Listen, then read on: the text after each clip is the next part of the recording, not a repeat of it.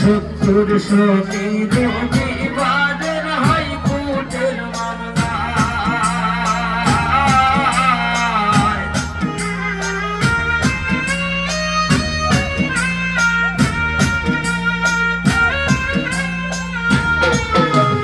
সত্তর সতীর বিবাদের হাইকোর্টের মামলা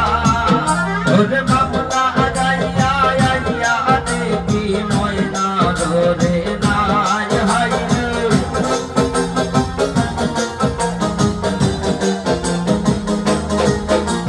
মামলা আদাইয়া আইয়া দেখি ময়না ধরে